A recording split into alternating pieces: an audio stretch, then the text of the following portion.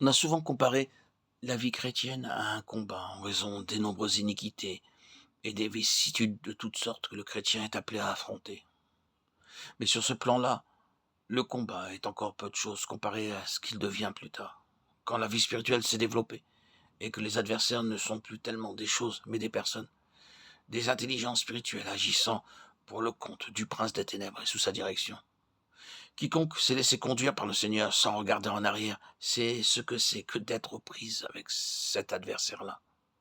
Nous n'avons pas à lutter contre la chair et le sang, dit Paul, mais contre les dominations, contre les autorités, contre les princes de ce monde de ténèbres, contre des esprits méchants dans les lieux célestes.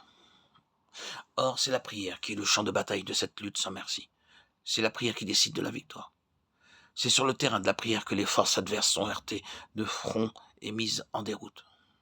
Et parce qu'il en est ainsi, la vie de prière du croyant est et demeure l'objectif essentiel des attaques de l'ennemi. C'est sur ce point particulier qu'il concentre toute son attention et fait converger tous ses efforts. Toute sa stratégie, il l'a fait servir à emporter cette position-là et à la posséder, à la conserver. S'il peut s'arranger d'une façon ou d'une autre pour réduire à zéro notre vie de prière, il peut crier victoire. Il tient les clés de la situation. Il a eu raison des saints. Il a déjoué les intentions de Dieu. À combattre la prière et la vie de prière du croyant, l'ennemi met une énergie farouche, de l'acharnement, de la violence, de la ruse aussi. Il s'y prend de bien des manières. D'abord, dans un sens préventif, il prend les devants, et c'est déjà une bataille terrible, uniquement pour se mettre à la prière, pour s'y engager. Non pas simplement pour prier, c'est-à-dire pour articuler des mots, mais pour prendre conscience des vrais besoins de Dieu dans la prière, pour avoir la voie libre.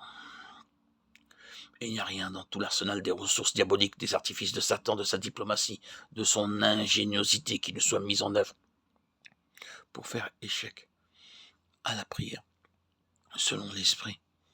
Vous croyez qu'il se mettra à la traverse de vos bonnes œuvres? Pas du tout. Il s'emploiera au contraire de toutes ses forces à stimuler votre activité pour le Seigneur. S'il peut, en ce faisant, vous enlever les seuls moments que vous serez tenté de consacrer à la prière. Peu lui importe que nous soyons occupés sans répit dans l'œuvre de Dieu, que nous prêchions 10 fois par semaine et que nous ne quittions nos réunions que pour reprendre le fil interrompu d'une activité infatigable. Il sait bien qu'un travail pour le Seigneur qui n'est pas fondé sur une vie de prière spirituelle et triomphante ne donnera pas grand-chose à la longue et ne pourra finir que petitement. Nous ne craignons pas de le répéter, notre beau zèle lui importe peu. Travaillez pour le Seigneur autant que vous le pouvez, mais si vous laissez la prière de côté, vous ne ferez pas grand-chose de bon.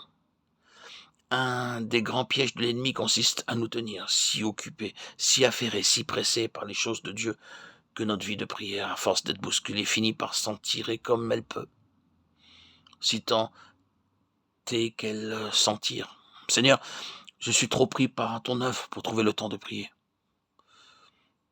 Ça, c'est le bien, mes frères et sœurs. C'est là une excuse que le Seigneur n'acceptera jamais. Il y a dans ce domaine une bataille à livrer, dont la prière, notre vie de prière, est l'enjeu. Que faire? Chère auditrice, chers auditeurs, chers amis, la chose qui me paraît nécessaire, c'est une attitude de principe, une détermination fondée sur la victoire de la croix, une décision de tenir coûte que coûte pour que la prière ait son compte. La croix du Seigneur Jésus, dans toute la plénitude de son efficacité, peut et doit intervenir ici. Il faut que l'ennemi abandonne la place et laisse le champ libre à la prière. Comme autrefois Shama qui défendit seul contre une troupe de Philistins le champ de lentilles au milieu duquel il s'était campé jusqu'à ce que son épée ait eu raison de ses adversaires. Défendons notre terrain. Le champ de lentilles peut représenter notre vie de prière qui doit être protégée contre l'ennemi et mise au bénéfice de la pleine victoire du calvaire. Oui, l'ennemi fait véritablement tout ce qu'il peut pour faire échec à la prière. Et il y a une phase de la bataille de notre côté qui a pour objectif de faire la place nette en vue de la prière. Je n'ai fait ici qu'effleurer le sujet. Mais ce que nous en avons dit, c'est extrêmement important. Nous pourrions continuer à faire voir que si l'ennemi ne réussit pas à empêcher la prière, il mettra tout en œuvre pour l'interrompre. Et s'il ne peut l'interrompre, il s'efforcera après coup d'en limiter les effets. À nous, mes bien-aimés, de veiller, Dieu nous garde de mettre à cela de la négligence et de prendre à la légère une responsabilité aussi sérieuse. Quoi qu'il en soit, nous en savons assez maintenant sur cette question de la prière pour apprécier en face l'état où nous sommes, pour invoquer le nom du Seigneur, le nom précieux de Jésus, Yeshua. Invoquer le nom du Seigneur sur cette situation et donner-lui ainsi l'occasion de faire quelque chose de nouveau dans nos relations avec lui. Voilà la clé qui ouvre toutes les portes. Je cherche un homme parmi eux qui se tienne à la brèche devant moi en faveur du pays. Ézéchiel, chapitre 22, verset 30.